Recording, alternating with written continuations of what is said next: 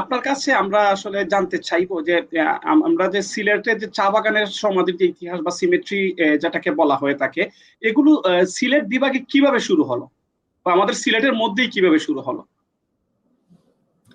আহ, ধন্যবাদ শুভ। উত্তর প্রশ্ন খুব সহজ, উত্তরও সহজ। যেহেতু সিলেটের চা বাগানগুলি ছিল, আছে, সো প্লান্টার্স যারা সিলেটে আসছে তাদের সমাধি চা বাগানে হবে, এটাই স্বাভাবিক। আমি আসলে বলতে চাচ্ছিলাম যে সমাধির ইতিহাস একটু উল্লেখ করতে চাচ্ছি এই সূত্রে। আমরা জানি যে তাওরাতে, বাইবেলে এবং কোরআন শরীফে সূরা মায়েদাতে উল্লেখ আছে যে প্রথম মানুষ যিনি হযরত আদম আলাইহিস সালাম, অ্যাডাম, তার দুই পুত্র হাবিল এবং কাবিল এক পুত্র আরেক পুত্রকে হত্যা করেছিল, এবং হত্যা করার পর যখন বিভ্রান্ত যে এই ডেড বডি নিয়ে কি করবে, তখন একটি কাকে সে মাটি খুঁড়ে দেখালো যে মাটির নিচে লাশ রাখা যেতে পারে। এটা কোরআন শরীফে সূরা মায়েদাতে উল্লেখ আছে, বাইবেলে আছে, তাওরাতে আছে। সো আমরা যদি প্রাচীন সভ্যতাগুলোর দিকে তাকাই, মানব সভ্যতার দিকে, মানব সভ্যতার শুরু থেকেই কিন্তু মানুষ মৃতদেহকে মাটির নিচে রাখে।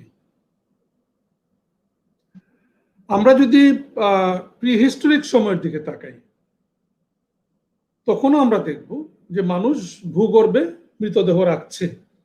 সবচেয়ে পুরনো যে মৃতদেহ পাওয়া গেছে মাটির নিচে, তার বয়স 1,00,000 বছর।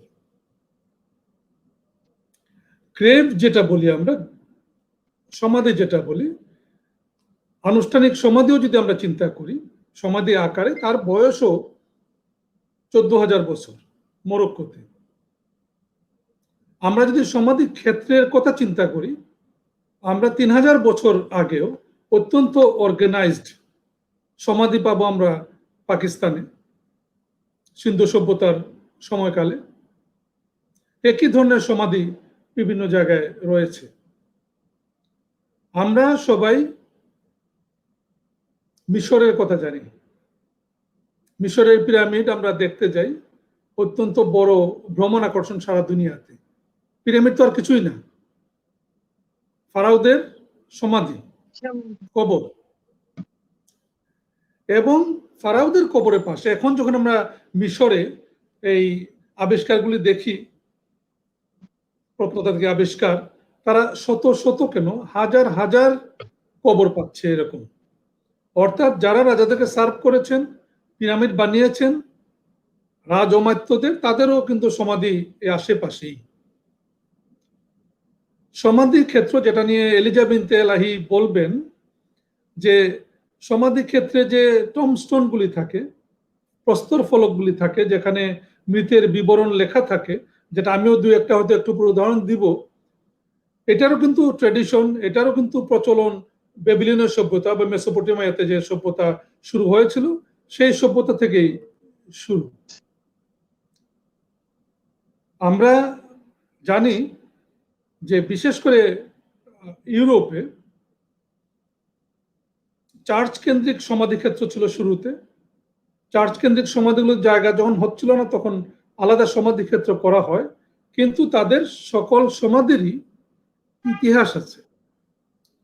তারা রেকর্ড রেখেছে, যে রেকর্ড কিন্তু আমরা একটু দুর্বল। এর অন্যতম একটা কারণ হতে পারে, আমরা যদি যারা মদিনাতে গিয়েছি, আমরা জান্নাতুল বাকি দেখেছি, যেটা বিশাল একটা সমাধি ক্ষেত্র, যেখানে বহু সাহাবীর কবর রয়েছে। আমাদের নবী করিম সাল্লাল্লাহু আলাইহি ওয়াসাল্লামের পরিবারের অনেকের কবর রয়েছে ওখানে, কিন্তু ওইখানে কোনো কবরে চিহ্নিত কোনো ফলক নেই। সো এই কারণে হতে পারে যে মুসলমানদের সমাধির ওই ধরনের ইতিহাস রাখা, রেকর্ড রাখার হয়তো ট্রেডিশনটি গড়ে ওঠেনি। বাট খ্রিস্টান সমাধি, তা পৃথিবীর যেখানেই হোক না কেন, আমরা দেখেছি বেশ করে চার্চ কেন্দ্রিক যদি হয়, চার্চে তাদের ডিটেইল কাহিনী রয়েছে, ডিটেইল ইতিহাস রয়েছে। বাংলাদেশেও তাই। আমরা যদি বাংলাদেশের দেখি, যখন ইংরেজরা এখানে আসতে শুরু করে, আমরা জানি যে উপনিবেশিক শক্তি যেগুলি আসছিল ভারতে, সবার আগে আসে পর্তুগিজরা, ডাচরা আসে এবং ফরাসিরা আসে, তারপরে সবার পরে আসে ইংরেজরা। ইংরেজরা টিকে যায় এবং অন্যরা এখান থেকে আস্তে আস্তে সরে যায়।